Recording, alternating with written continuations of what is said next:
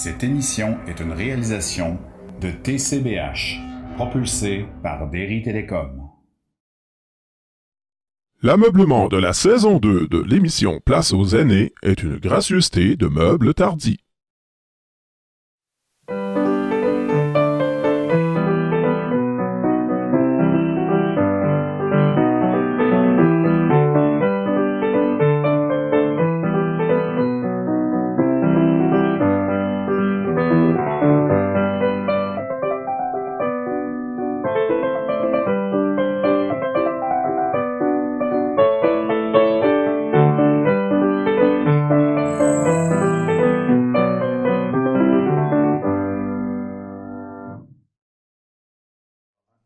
Bonjour tout le monde, bonjour Michel. Hello!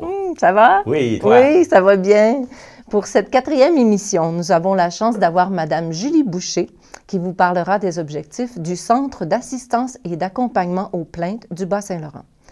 Pour le récit de vie, Mme Yolande Tremblay de Saint-Clément vous livrera des passages de sa vie. Et pour les saines habitudes de vie, Mme Julie Boucher du Centre d'assistance et d'accompagnement aux plaintes vous fournira des outils pour vous aider si vous vivez des difficultés avec votre bail en résidence privée pour aînés ou si vous avez à en signer un bientôt. Alors, voici le moment de vous présenter Mme Julie Boucher, qui est conseillère au CAP.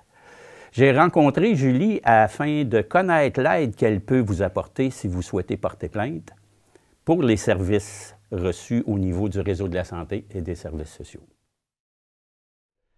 Bonjour tout le monde, je suis en compagnie de Julie Boucher du CAP, le CAAP. Julie, j'aimerais ça que tu nous expliques qu'est-ce que c'est le CAP.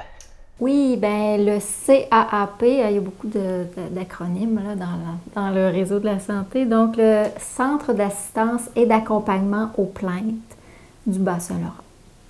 Donc, vraiment, là, qu'est-ce que c'est le CAP? On va dire CAP, hein? Oui. À chaque fois, parce que ça va être un petit peu moins long. Donc, le CAP, le Centre d'assistance et d'accompagnement aux plaintes, c'est un organisme communautaire qui est mandaté par le ministère de la Santé et des Services sociaux. Et nous, on est là pour assister et accompagner les gens qui sont insatisfaits du système de santé et des services sociaux. Donc, tous les organismes, tous les établissements, que ce soit les hôpitaux, les CLSC, ça peut être aussi des centres jeunesse, les centres de réadaptation, tous les établissements du réseau de la santé, on les aide et on les accompagne lors d'une démarche de plainte ou autre.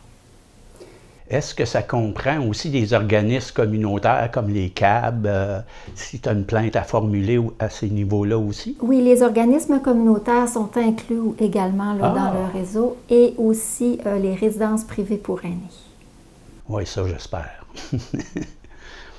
Et puis, peux-tu m'en dire davantage sur l'aide que tu apportes pour les gens insatisfaits des services de santé? Oui, bien, en fait, comme je vous ai dit, nous, on a quand même 2 mandats. Le premier qui est là depuis le début là, de l'existence du CAP, c'est vraiment au niveau du système de santé, des services sociaux. On est là pour les accompagner et les aider dans leur démarche. Et le deuxième mandat qu'on a depuis 2019, ça a débuté avec un projet pilote. En 2016, c'était d'accompagner les locataires de résidences privées pour aînés qui ont des problématiques avec leur baux.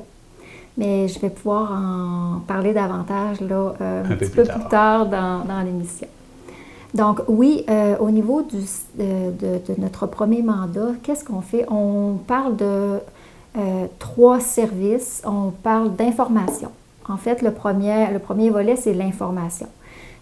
Quelqu'un qui nous téléphone veut avoir seulement de l'information sur leurs droits, sur nos services, des questionnements. On va leur répondre évidemment et si ce n'est pas nous qui pouvons les aider, parce que ça arrive des fois là, que les gens nous appellent puis ce n'est pas nécessairement notre mandat, donc on va référer aux organismes qui pourront les aider afin là, de poursuivre leur démarche. Aussi, on a au niveau de l'information, c'est de l'information collective, donc on donne des séances d'information sur nos services, les droits et les recours en santé et services sociaux. Et par rapport à notre deuxième mandat aussi, l'information concernant les résidences privées pour aînés là, et le bail. Donc, c'est vraiment 2 séances d'information qu'on donne. Fait que vous pouvez vous déplacer dans des endroits comme ça, comme les hébergements pour personnes âgées, tout le monde est là, peuvent poser des questions. Puis... Oui, bien en fait, c'est ça, toutes les demandes qu'on a, on peut, oui, aller se déplacer. C'est souvent aussi là, des organismes communautaires. Tout groupe de 5 personnes et plus, nous, on est là pour faire les séances d'information et c'est tout à fait gratuit, c'est sans frais. Dans le fond, c'est ce qu'on fait que tu viens faire. Oui, c'est ça. C'est ça, en fait, là, c'est vraiment pour faire connaître l'organisme et aussi là, faire connaître les droits et les recours en santé et services sociaux. J'espère que tu n'es pas tout seul pour faire ça, Julie? On est 3 conseillères pour tout le Bas-Saint-Laurent. On couvre vraiment tout le Bas-Saint-Laurent, les 8 MRC. Les Méchins, oui, les Méchins à la Pocatière, en passant par la vallée de la Matapédia et le Témiscouata. Donc, on est 3 conseillères. 2, on est situé ici à Rimouski. Et, très important de le mentionner, il y a un bureau à Rivière-du-Loup pour les gens là, plus à l'ouest du territoire. Donc, il y a une conseillère qui est là qui pourrait répondre là, aux demandes pour ces gens-là. Bien, bravo, c'est un gros travail pour peu de personnes. Bien, il y a beaucoup de personnes qui ont ce besoin-là, mais vous, malheureusement, vous n'êtes pas beaucoup, mais bravo, c'est quelque chose. Peux-tu me donner des exemples des situations où les gens portent plainte, puis qu'est-ce qui revient le plus souvent? Bien, en fait, les plaintes, c'est toujours relié avec les droits en santé et services sociaux. Donc, quand on parle que les gens sont insatisfaits, c'est parce qu'il y a un droit qui a été lésé. Donc, oui, ça peut être au niveau des coupures de services, ça peut être des délais d'attente. On sait qu'il y a beaucoup quand même de délais d'attente dans le système de santé. On peut parler d'attitude de professionnels. Donc, les gens, des fois, se sentent lésés, se sentent touchés par l'attitude. On peut parler, quand on parle de résidence privée pour aînés, par exemple, on parle de normes et de critères. Ça peut être la sécurité des lieux. La personne a chuté et veut dénoncer la situation. Puis, je ne l'ai pas mentionné, mais c'est très, très important de mentionner que porter plainte, c'est pour améliorer la qualité des services. C'est pas pour... accuser quelqu'un ou c'est ça. Non, c'est vraiment pour... c'est pas négatif en soi, c'est pour l'amélioration. Donc, qui de mieux placer des usagers qui reçoivent le service à dénoncer ces situations-là déplorables pour eux puis pour les autres qui s'empêchent des fois de parler parce qu'ils ont peur des représailles ou autres. Oui, surtout, résidence privée surtout. Hein. Oui, c'est ça. Donc, c'est vraiment pour répondre, oui, aux besoins puis aux inquiétudes des gens. Puis, là, je parle un petit peu du processus, là, mais le commissaire aux plaintes est là pour traiter les plaintes. Nous, on ne traite pas les plaintes. On est là pour les accompagner les gens, soutenir les gens, informer les gens.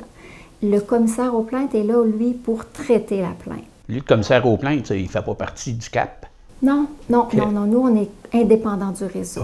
Donc, c'est vraiment là, c'est vraiment une instance qui traite les plaintes et on est là aussi pour les accompagner s'il y a des rencontres avec les commissaires aux plaintes ou le protecteur du citoyen qui est le deuxième recours. On est là physiquement aussi pour accompagner ces gens-là, les soutenir tout au long de la démarche. Et ensuite, c'est ça, le commissaire peut, au besoin, émettre des recommandations aux établissements lorsqu'il y a des plaintes. De là,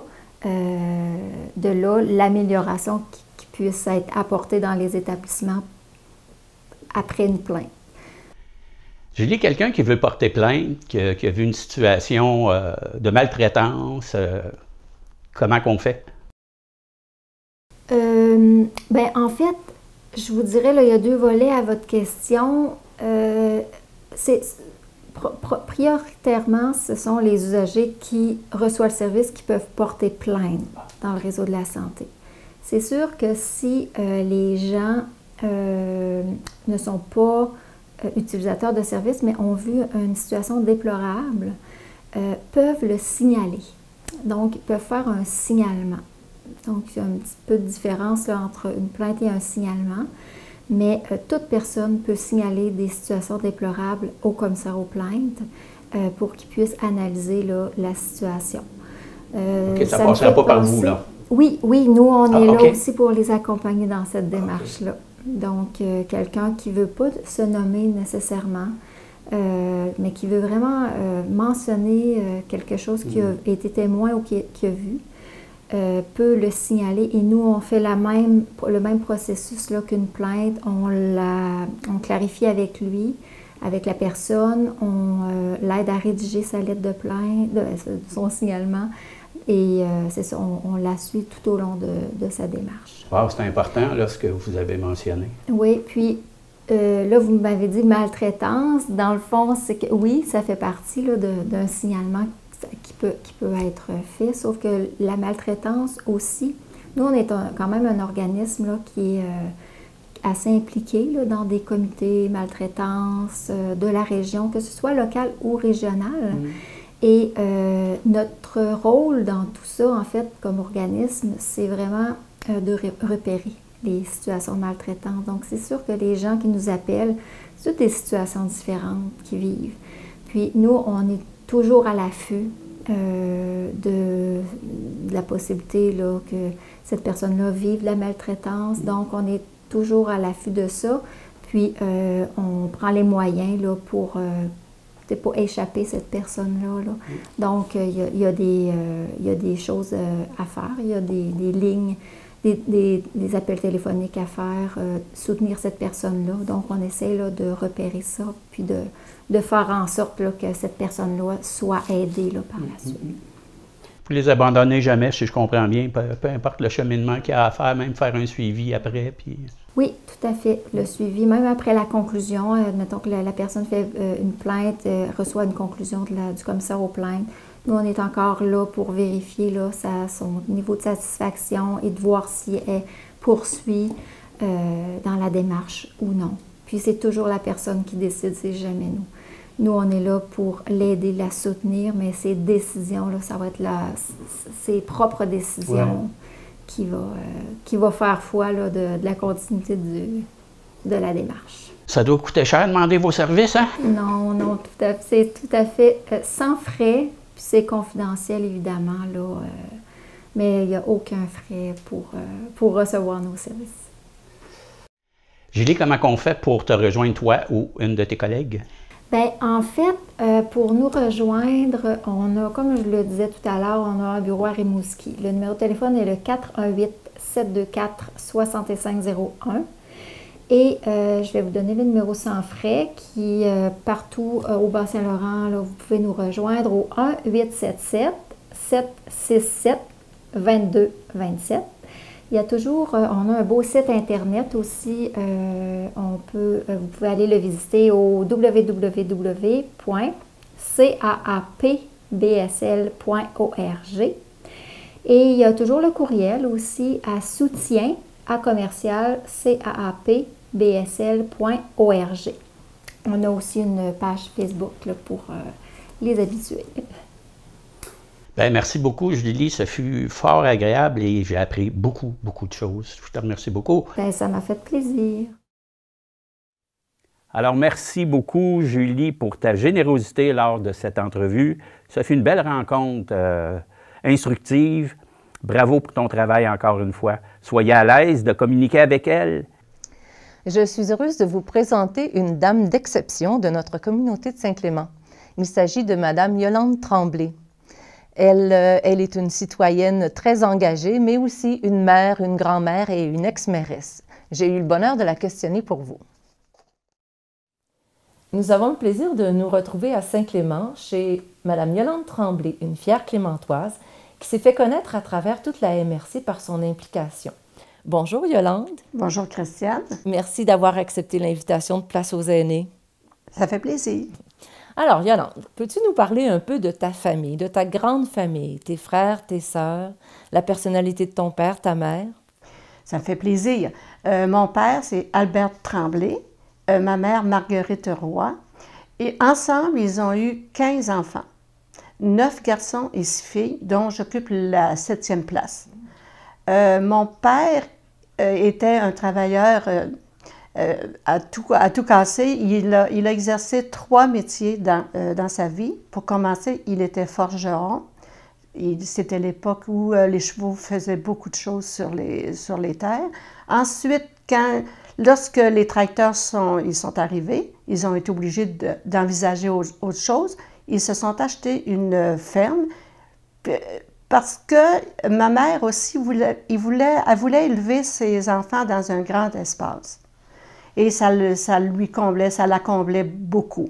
Et pour finir sa carrière, il est devenu magasin. Ils ont acheté le magasin général de M. Céris Gauvin. Donc ça, c'est une belle portion de sa vie. Ma mère, c'était le cœur, l'âme de la maisonnée. C'était une femme d'avant-garde, c'était une femme qui aimait beaucoup tout ce qui était culturel aussi. C'était quelqu'un qui avait l'écoute facile. Elle était d'une vitesse incroyable. Elle pouvait accomplir des tâches, coudre, cuire son pain, mais le soir était consacré à ses enfants. On lisait. Ensemble, on chantait. Il y avait beaucoup de joie dans notre famille. C'est une famille qui était tissée serrée et qui l'est encore. Beaucoup tissée serrée. On se rencontre à 3 occasions importantes durant l'année. La pandémie nous a ralentis, mais on se promet de recommencer après. C'est merveilleux, ça. Puis toi, tu as eu 4 enfants. Tu nous dis avoir vécu 2 périodes de maternité très différentes. Peux-tu nous en parler? Oui, je pourrais commencer par dire que j'ai rencontré un beau grand jeune homme qui était rempli de talent et qui était d'une douceur infinie puis d'une grande générosité envers sa communauté comme envers sa famille. Ensemble, on a eu 4 enfants. À 25 ans, j'avais 3 enfants et j'ai commencé à être épuisée. Donc, j'ai dit à mon médecin, là, je prends une pause, s'il vous plaît. J'ai eu la fameuse pilule qui n'existait pas tant depuis longtemps et j'ai été 6 ans en me reposant un peu. Et l'appel de la maternité est revenu parce que mon fils, il me disait, j'aimerais ça avoir un petit frère, maman. C'est 2 filles, c'est 2 sœurs que j'ai. Et comme les autres, les filles voulaient avoir un petit animal, un petit chien, un petit chat, ce que je n'étais pas capable d'avoir. Pourtant, j'ai été élevée sur une ferme, mais je ne sentais pas, je chantais pas l'appel des bêtes du tout. J'ai préféré avoir un autre enfant, donc ils ont eu leur petite poupée à catiner, mais malheureusement pour mon fils, c'était une fille. Mais le bébé a bien rempli sa mission quand même. Absolument. Super. Tu as aussi travaillé 8 ans à la mairie de Saint-Clément. C'est un bel engagement. Oui. Qu'est-ce qui t'a amené à ce poste? Mais avant ça, je pense que mon implication dans la commission scolaire a fait en sorte que j'ai appris à travailler au sein d'une grande organisation. Je m'étais déjà impliquée avant. J'avais été de toutes les causes. J'ai été aussi l'initiatrice d'emmener la bibliothèque ici. On avait une bibliothèque paroissiale avec des livres vraiment passés date. Et j'avais entendu parler, moi, qu'il y avait la bibliothèque centrale de près s'installait à Rivière-du-Loup pour desservir toutes les municipalités aux alentours. Donc, moi, que la lecture était primordiale, j'ai dit, ça se peut pas, il faut qu'on l'aille. Hein. J'allais voir le conseil municipal, il dit, vous devriez demander de faire partie du réseau. Ils ont dit, ben, c'est bien beau ça, mais est-ce que les gens le veulent? Ah, j'ai dit, attendez un peu, je vais aller en voir du monde, moi. Donc, j'ai contacté tous les organismes de la paroisse pour avoir une lettre d'appui et je suis revenue au conseil avec ça. Donc, ça partit. Ça, c'était en 1981, la même année que le centenaire de Saint-Clément. Et c'est là que je pense que la piqûre un peu d'implication vraiment importante a semé tranquillement. Et parce que ça a été un 10 jours de festivités assez impressionnante. Quand on dit que la première parade, il y avait une estimation de plusieurs mille personnes pour une petite population d'à peine 800 habitants. Et on a nourri tout ce monde-là de façon... On était toutes bénévoles. On nourrissait matin, midi et soir dans le garage municipal avec une annexe qui avait été installée. Les gens s'en rappellent encore. Et c'est devenu le symbole d'une municipalité qui se prend en main, d'une municipalité qui est capable de remplir de grands défis. Donc, je pense que c'est tout ça qui m'a amené à prendre le poste de mairesse parce que le maire était en fin de carrière, lui, il ne renouvelait pas. Les gens sont venus me voir parce que j'avais aussi été de la lutte contre la fermeture du bureau de poste. Sans être les premiers, j'étais tellement en faveur d'une telle lutte de ne pas se mettre à genoux devant des choses qui étaient inacceptables. Les gens ont peut-être vu quelqu'un qui pouvait cheminer là-dedans, les aider en tout cas à grandir. Je pense que tu as fait preuve de beaucoup de leadership à plusieurs niveaux. J'ai essayé et après, quand ça a été fini, cette lutte-là, ça a été douloureux pour les personnes qui y avaient travaillé beaucoup. Moi, j'ai senti un grand vide après. Et j'ai trouvé que ma mission à ce moment-là pour être mairesse était justement de redonner le goût aux gens de se réimpliquer. Parce qu'on a eu peur un peu après, après de se dire, est-ce que les gens vont vouloir encore embarquer dans nos projets, dans nos visions, Fait que j'ai été peut-être celle qui a aidé à se guérir collectivement ensemble. La preuve que l'on s'est repris collectivement de façon incroyable, c'est qu'en août 1999, nous avons accueilli 2160 cyclistes ici qui ont fait un arrêt pour un dîner, une température incroyable, une organisation incroyable aussi. On a réussi à se démarquer de façon assez exceptionnelle. Ça m'a beaucoup rassurée sur le sens de la générosité et de l'implication de notre population. Oui, puis je pense que dans ce sens-là, on fait des jaloux à travers la MRC. C'est vrai. Oui. Alors, tu as toujours été très impliquée en tant que citoyenne. Est-ce qu'il y a des projets qui tiennent encore beaucoup à cœur? Les projets, j'en ai beaucoup moins parce qu'il faut que je ralentisse quand même. J'ai quand même 11 petits-enfants et une arrière-petite-fille, donc je m'en occupe aussi. Des projets, la pandémie, elle nous a ralenti beaucoup. Hein? Moi qui adore travailler, qui adore voyager, qui adore faire toutes sortes de choses, c'est sûr que ça ralentit. Mais le Québec est tellement extraordinaire. On a visité le Québec au cours des années, là, on a visité tous les coins du Québec. Donc, les voyages, ça va revenir. J'aime énormément lire. Je fais toutes sortes de choses sur ma tablette. Je m'ennuie jamais. C'est bien ça. À partir de tes expériences, quel message voudrais-tu laisser aux plus jeunes et aux moins jeunes? Aux moins jeunes, moi, je pense qu'ils ont été les piliers de ce que nous sommes. Je les en remercie et je veux qu'ils soient fiers de ce qu'ils ont accompli tout au cours de leur vie. Aux jeunes, bien, je leur dis, hey, faites-vous donc confiance, foncez, allez vers des choses qui vous tiennent à cœur. On est surpris souvent de la façon qu'on peut réagir face à une injustice ou à un projet. On se découvre de grandes forces et je souhaite ça à tout le monde. Pour terminer, c'est important de te remercier pour toutes tes implications dans la communauté, Yolande. Puis, qu'est-ce qu'on pourrait te souhaiter pour l'avenir? Moi, je souhaite seulement d'être en santé, de continuer de cheminer avec mon mari et mes enfants. Il ne faut pas oublier que j'ai 2 enfants ici qui vivent à Saint-Clément. J'ai pu tellement en profiter. Et j'ai une fille aussi qui est à Montréal et l'autre qui est à Rimouski. C'est justement une chose qui m'importait, moi, dans ma vie de femme, de rendre mes enfants, surtout les filles, complètement autonomes financièrement Et mon fils, ben, lui, c'est l'image à son père. Il est brillant dans tout ce qui est manuel. Donc, je n'ai pas à me plaindre et je remercie la vie. Oh, je pense que tu as bien réussi. Bien, je pense que oui. Alors, merci Yolande de nous avoir accueillis chez toi. Merci pour ton implication dans la communauté.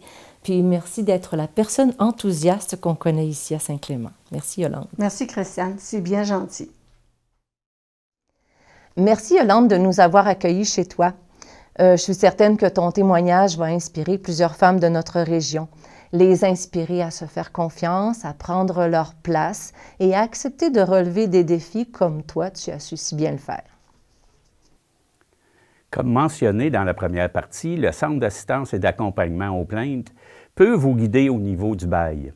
Si vous êtes locataire en résidence privée pour aînés ou si vous prévoyez faire une démarche un jour.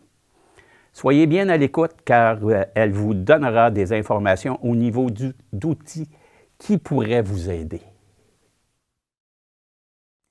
Je suis heureuse de revenir là, vous représenter le deuxième mandat du CAP Bas-Saint-Laurent, celui-là qui s'intitule le CAP sur le bail. On a eu une subvention avec le ministère des Affaires municipales et de l'Habitation, un beau projet pilote là, qui s'est renouvelé et qui a pour but, qui a comme mandat d'essayer d'accompagner les locataires de résidences privées pour aînés, ceux qui ont des problématiques avec leur baux. Donc, on peut aussi les informer de leurs obligations et de leurs droits parce que, vous savez, les locataires ont des droits, mais ont aussi des obligations. Je vais vous donner des exemples. Comme locataire, vous avez le droit d'être traité avec respect, dignité et courtoisie. Vous pouvez habiter votre logement, évidemment. Vous pouvez bénéficier d'un logement bien entretenu.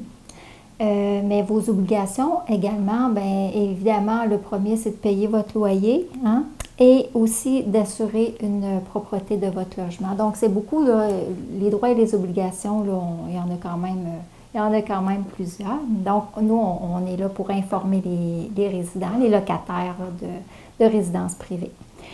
Quand il y a soit des interrogations ou des problématiques là, avec le bail, plus précisément avec le bail, donc nous, on est vraiment là pour vous écouter et aussi vous informer et clarifier la situation. Si vous devez aller rencontrer la responsable de la résidence, on sera là aussi pour vous accompagner lors de cette rencontre-là. Donc, c'est quelle sorte de questionnement vous pouvez avoir concernant le bail. Dans le fond, vous avez reçu votre avis de renouvellement, puis là, vous ne savez pas quoi faire. Est-ce qu'il y a des délais pour répondre? Bien, nous, on pourra aussi là, vous aider et répondre à vos questions. Est-ce que vous pouvez refuser? Est-ce que vous pouvez refuser une augmentation? Donc, nous, on a aussi les réponses à vos questions. Il y a beaucoup aussi là, de gens qui disent, bien là, moi, j'aimerais ça quitter. Est-ce que je peux quitter mon logement? Est-ce que je peux faire une résiliation du bail? Donc, on est vraiment là pour vous informer et vous accompagner. J'aimerais aussi vous présenter quelques outils qui pourraient vous guider, vous informer si vous êtes locataire dans une résidence privée pour aînés ou si vous réfléchissez et vous pensez à aller éventuellement dans une résidence. Donc, il y a des guides qui sont très facilitatrices là, par rapport à vos décisions ou même vos questionnements. Un s'appelle « Signer un bail dans une résidence privée pour aînés ». Donc, ce guide-là est vraiment un guide pour informer les futurs locataires de leurs droits et de leurs obligations, mais aussi beaucoup de règles là, au niveau du bail.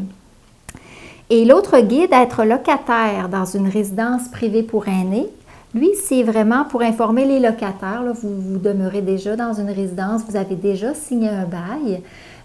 Vous avez des questions et des réponses là, pour vous guider et vous informer. C'est certain que nous, au CAP, on peut aussi vous informer. Vous lisez ces informations-là, vous avez d'autres questions, vous avez vous avez des situations particulières aussi là, par rapport à votre situation, que ce soit avec le bail ou avec l'environnement de la résidence privée pour aînés. Bien, il ne faut pas hésiter. Vous communiquez avec nous au CAP, puis ça va vraiment nous faire plaisir là, de répondre à vos questions. Et sinon, on va vous référer au bon endroit. Donc, on a aussi, là, on peut vous référer à d'autres organismes qui pourront répondre aussi à vos questions. Donc, n'hésitez pas, vous pouvez appeler au 1-877-767-2227. C'est le numéro sans frais qui couvre tout le Bas-Saint-Laurent. Alors, merci Julie pour toutes ces précieuses informations.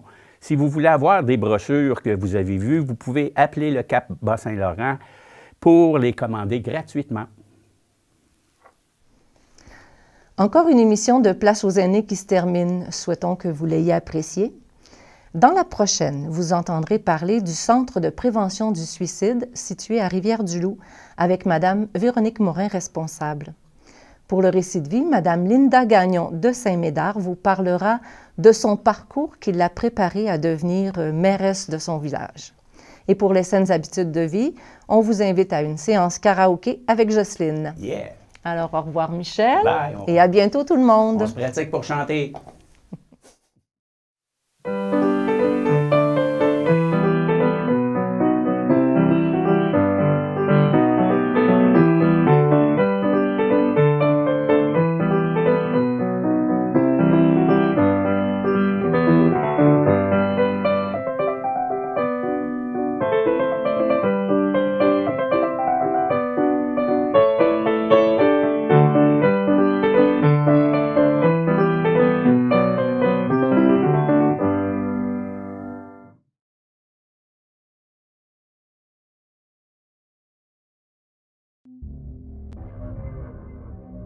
Cette émission est une réalisation de TCBH, propulsée par Derry Télécom.